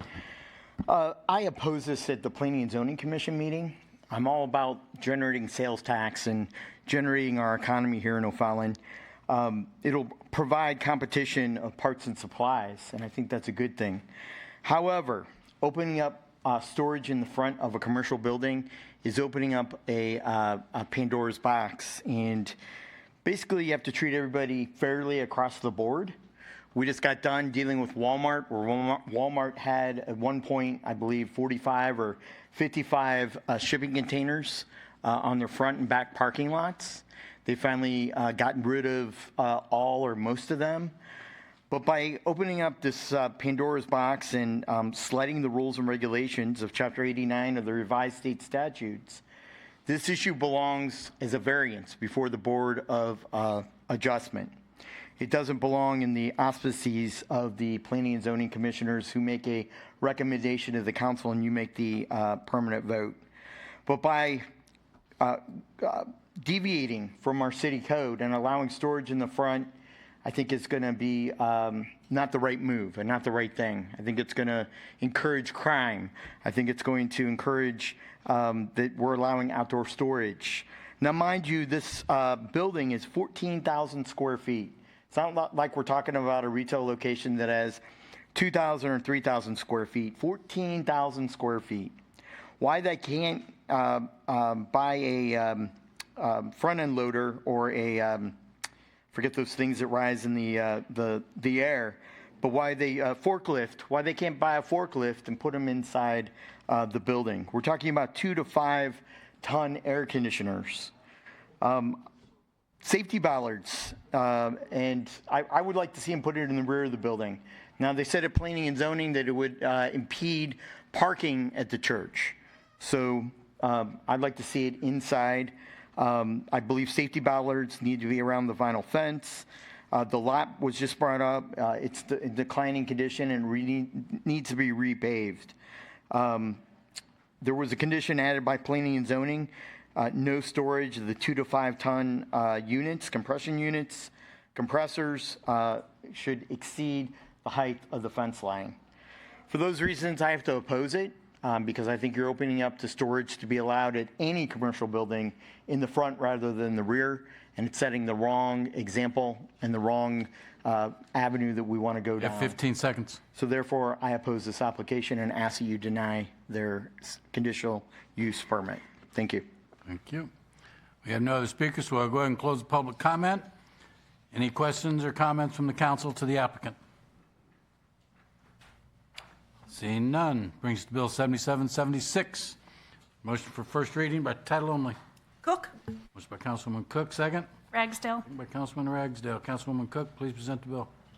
Thank you. Bill number 7776, an ordinance granting a conditional use permit to the owners of Capital Group Incorporated to allow a contractor services office with outdoor storage in a C2 general business district under certain conditions on a certain tract of land located at 921 and 925 Highway K within the city of O'Fallon, Missouri. Thank you. Brings us to Bill 7777. Motion for first reading. Kewen. Motion by Councilman Kewen, second. Taylor. Second by Councilman Taylor. Councilman Kewen, please present the bill. Thank you, Mr. Mayor. Bill number 7777, an ordinance approving a surface transportation block grant, or an STBG, program agreement, STBG-7302, parentheses 719, end parentheses, by and between Missouri Highways and Transportation Commission and the City of O'Fallon to reimburse a portion of the Mexico Road Resurfacing and Pedestrian Improvements Project in an amount not to exceed $1,566,924. Thank you. Brings us to Bill 7778. Motion for first reading.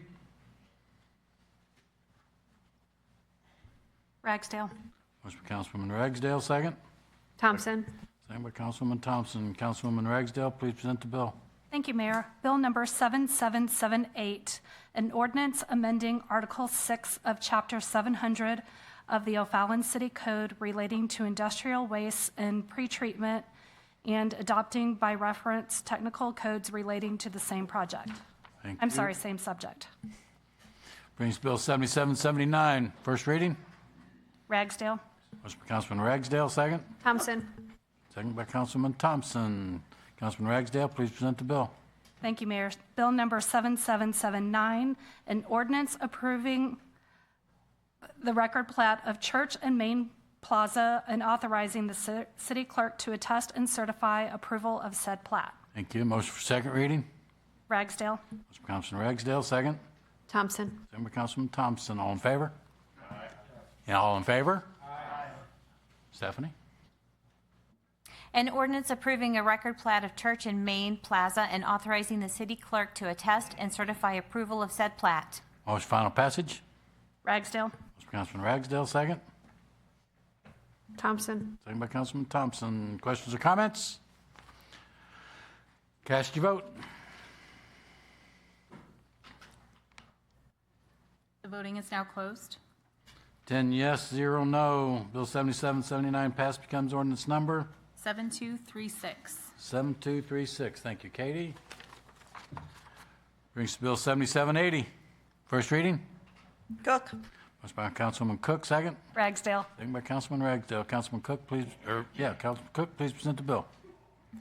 Bill number 7780, an ordinance approving the record plat of Brookside Addition subdivision plat 3 and authorizing the city clerk to attest and certify approval of said plat. Thank you. Motion for second reading. Cook. Motion by Councilman Cook, second. Ragsdale. Second by Councilman Ragsdale. All in favor? Any opposed? Stephanie? An ordinance approving the record plat of Brookside Addition subdivision plat 3 and authorizing the city clerk to attest and certify approval of said plat. Thank you. Motion for final passage. Cook. Motion by Councilman Cook, second. Ragsdale. Second by Councilman Ragsdale. Questions or comments? Cast your vote. The voting is closed. 10 yes, 0 no. Bill 7780 passed, becomes ordinance number 7237. 7237. Thank you. Questions or comments on Resolution 814, 2025B? Seeing none, motion second to introduce. Costello. Motion by Costello, second. Wexler. Second by Councilman Wexler. All in favor? Any opposed? Stephanie? A resolution authorizing an agreement with the Francis House School District for the city to provide a school resource officer to be reimbursed by the district. Thank you. Katie, did I say A or B? I thought I said said B. B. Okay, I just want to make sure I said B. I thought I said A, but. Motion for approval. Costello. Motion by Costello, second. Wexler. Second by Councilman Wexler. Councilmembers, cast your vote. The voting is closed. 10 yes, 0 no. Resolution B has been approved. Question or comments on Resolution C? Motion second to introduce. Wexler. Costello. Motion by Councilman Wexler, second by Costello. All in favor? Aye. Any opposed? Stephanie? A resolution authorizing an agreement with Elliott Data Systems providing for access control hardware and installation in an amount not to exceed $108,174.54. Thank you. Motion for approval. Wexler. Motion by Councilman Wexler, second. Costello. Second by Costello. Council members, cast your vote. The voting is closed. 10 yes, 0 no. Resolution C has been approved. Brings us to Resolution D. Mr. Bibb. Mayor, I'd like to recuse myself from this vote. Thank you, sir.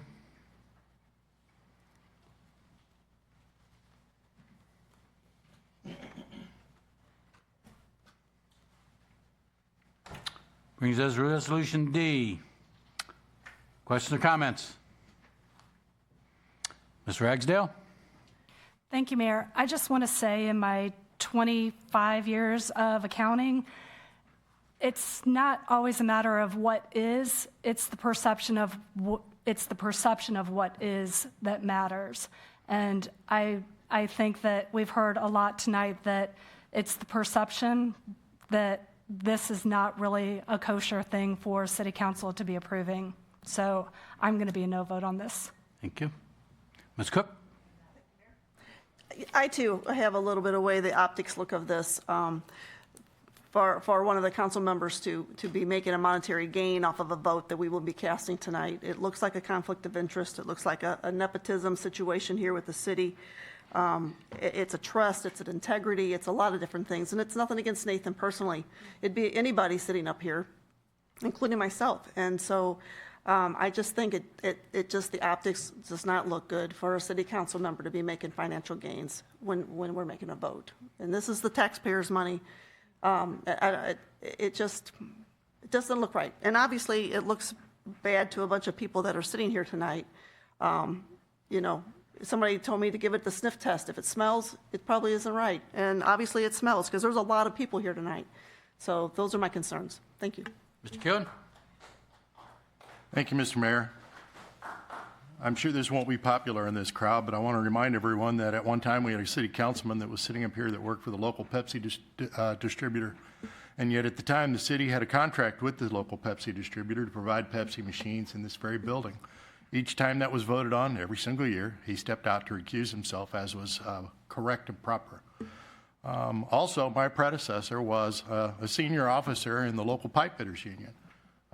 He did not have to recuse himself because the pipe fitters aren't actually a contractor, but we voted on whether pipe fitters could work and whether they couldn't work in the city without any problems. It didn't give me any heartburn then, doesn't give me any now.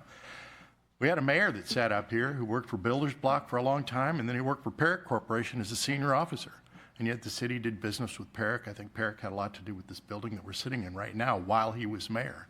And there was no conflict of interest because even though he was obtaining a salary from that company, the city staff isn't looking and going, gee, we need to do the mayor a favor here. They were looking at who's the low bidder and are they qualified, which is what we're up here trying to decide. I have a lot of respect for the IBEW, Union 1. I know you guys are the oldest union in this area. You're huge, and I know you do excellent work. And quite frankly, if the low bidder had included completely non-union folks, then I would definitely have an issue with that. However, I have a feeling that if this went a different way and the IBEW were the local subcontractor being bid by the GC, then Local 57 would be up here saying, hey, we don't like that. We want you to go with the guy who's using our guys. I respect that. I totally understand that. But, I mean, I guess what I'm trying to say is look, each one of us has a day job. Some of us, I don't anymore, but I used to work in construction. And I think it would be unfair to say if you sit on city council, the company you work for can't bid for city work. We got to make a living too. Anyway, that's my feelings. Well, I'm not asking. Thank you. Ms. Taylor? It's been a week. I've lost many nights, hours of sleep at night this week over this, and some gray hairs have definitely popped up. First, I wanted to comment on Councilmember Kewen's comment comparing the Pepsi contract, a truck driver filling vending machines is kind of like comparing apples to oranges when you're talking about a vice president of a company and a $23.5 million contract. I think that's a little irrelevant there, but it is true. I mean, I've looked through the Missouri state statute, the city code, and I mean, he recused himself, and I trust the staff when the bidding process, that he was not a part of that. But I also looked at some other statutes. There's a Missouri code that I couldn't have my daughter here get her job at like the local pool because of nepotism and things like after I leave this elected office, I couldn't be employed by the city for a whole year because it looks bad. It looks like favoritism. And that's, to me, shows that it's a conflict of interest, and it's a bad look for the city, in my opinion. I mean, I was just elected here in April, and I won against a sitting council member pro tempore, and I won that election by a lot. Because, I mean, people here, I went door to door, and they expressed to me that they, don't have trust for the city, and that's one reason they put their trust in me. So, while it's not, a law or one of our ordinances, I would like to create an ordinance so we're not in this situation in the future. But that is not going to affect my vote tonight. I have other concerns, though, ones that people have brought up. I, too, do my research when things come across, my agenda, and I looked, and, I've seen that they had a lot of complaints on CaseNet, and personally, I've heard from this company, from school boards that this company has worked with and things and complaints that they had. So, I mean, right there, that tells me I had many concerns. Also, you know, we have a lot tonight of labor coming out, and I'm a believer in keeping jobs local. And our residents of O'Fallon that are in Local 1 here, I believe in keeping giving them jobs and bringing our bringing our tax dollars back and keeping it in our local economy. And not just that, I mean, I know what they go through, the training, the years of training that they go through for this position in the union. And listen, my dad's a carpenter. He's been a carpenter for my whole life, probably since he was 18, and he's in his 70s now. And I might be a little biased, but I probably think he's one of the best around. I can call him up for anything. You know, I call him up for doing things around the house, plumbing work, but there's one thing that I can't call him for, and he tells me, I don't fool with it, electrical. He has built his own houses from the ground up, but he calls out an electric skilled engineer when it comes to that, because you don't play around with that. So it's for those latter reasons why tonight I will be voting no also. Thank you.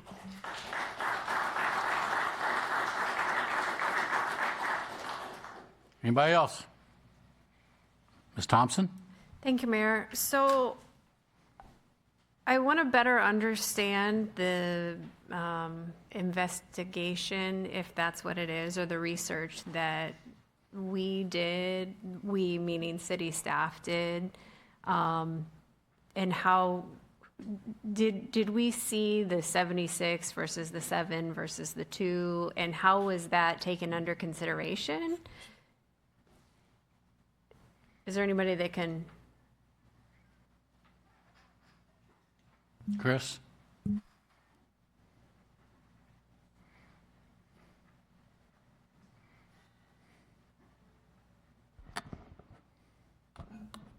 Hi, Chris Clerks, Capital Improvements Manager for the City of O'Fallon here. To try to answer your question as best I can, we always check CaseNet. It's not uncommon to see CaseNet things out there. So when we were looking at them, we noticed there were a couple of recent ones. We asked them about it through the post-bid interview. Got responses about that. We asked all 3 that we did in the post-bid interview about any litigation if there was something we had of a concern. And we evaluated that way. We have, in the past, I've seen, other contractors have multiple, maybe you call it significant, whatever you want to say for CaseNet, things out there, but we still would move forward with, recommendation because they've been able to secure all the other requirements that were necessary for the bid at that time. So we do take it into consideration. We do look into it, and that's kind of where we're at with it. Thank you. I have another question. Go ahead. If that's okay, it'll probably be for Stephanie. So I am all in support of keeping this work local and with skilled laborers. However, are there implications, legal, to the city if we were to award a contract to not the lowest bidder because, say, do we have reasons to not award the contract to the lowest bidder based on local union prevailing wage type situations? So there's 2 things that you look at. First of all, is it a responsible bid? Is it, does it respond? Do they provide all the equipment? Do they provide all aspects of the work that are in the bid specifications? You know, are they, have they laid out a plan to meet all the timelines? Are they able to meet the substantial completion date, that kind of thing?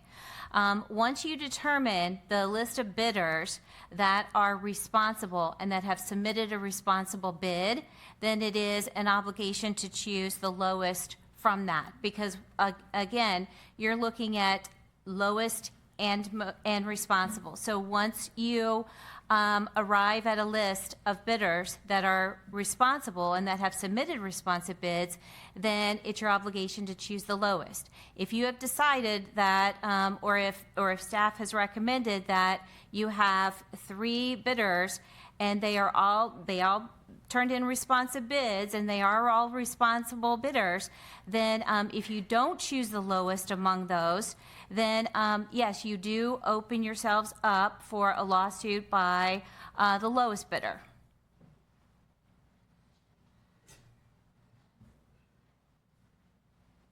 Did that answer your question, or do I need to elaborate? No, it did. So yes, it did answer my question. However, I want to sort of reference something back to the workshop and a question that I asked there. We talked about the lowest and the best, and I asked about how we define the best. You're now talking about the lowest and the most responsible. Do we have I'm so sorry. It's the same.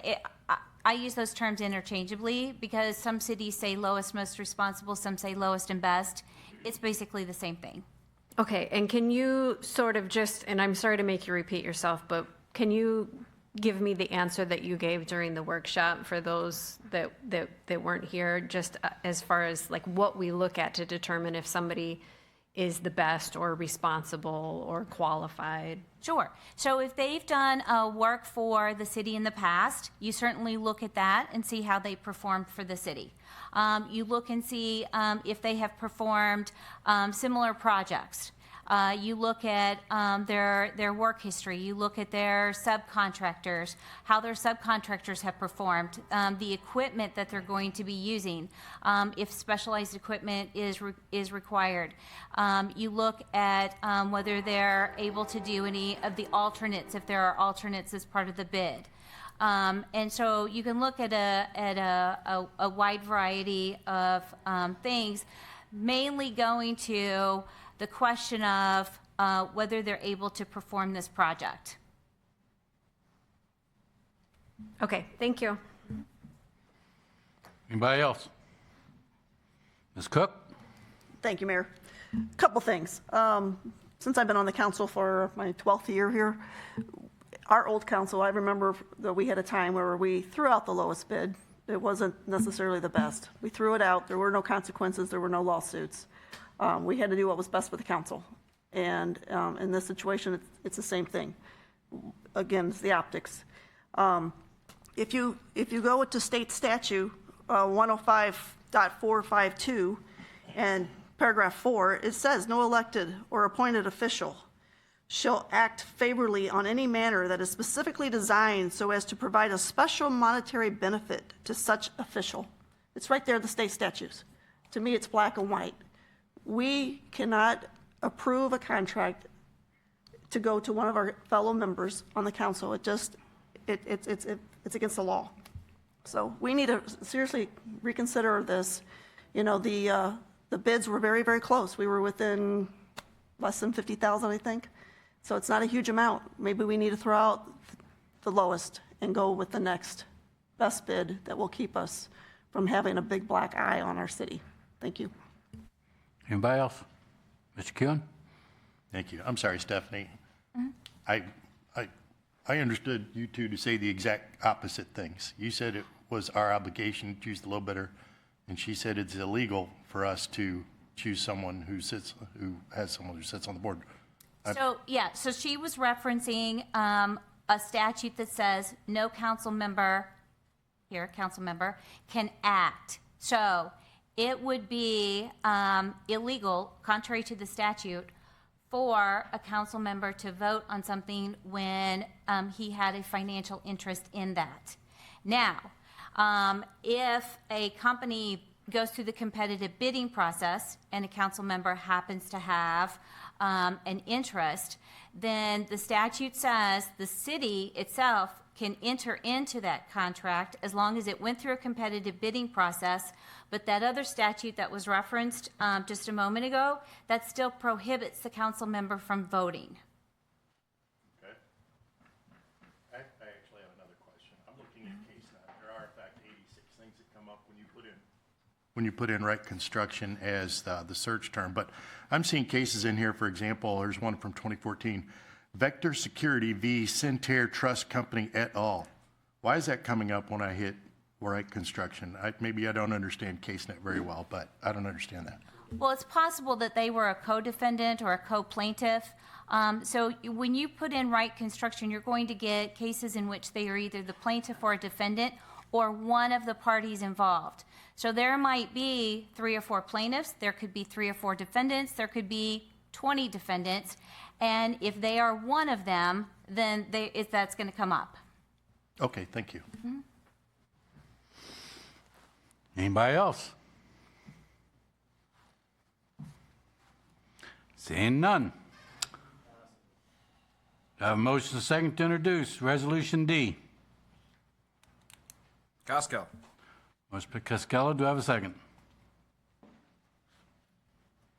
Ewan. Is that Ms. Taylor? Second by Ms. Taylor. All in favor? Aye. Stephanie? A resolution authorizing an agreement with Wright Construction Services Incorporated, providing construction services for the Center for Advanced Skills Training in Law Enforcement in an amount not to exceed $23,503,000. Thank you. Motion second to approve. Costello. Motion by Costello. Second. Taylor. Second by Councilman Taylor. Council members, cast your vote.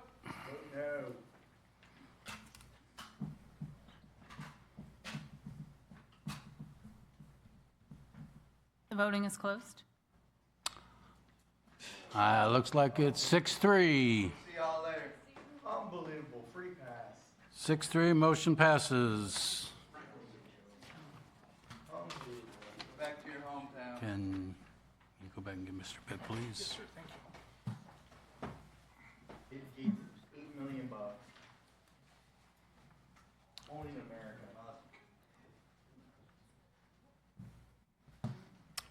Brings us to Resolution E. Questions or comments? Seeing none, motion second to introduce. Costello. Motion by Costello, second. Wexler. Second by Councilman Wexler. All in favor? Aye. Any opposed? Stephanie? A resolution authorizing an agreement with Hegeman Incorporated, providing for water heater replacement at the Renaud Center in an amount not to exceed $78,541. Thank you. Folks, we're still in a meeting, so if you would, keep it down for a minute, please. Motion second to approve. Costello. Motion by Costello, second. Wexler. Second by Councilman Wexler. Council members, please cast your vote. The voting is closed. 10 yes, 0 no. Resolution E's been approved. No further business. This meeting is adjourned at 8:38.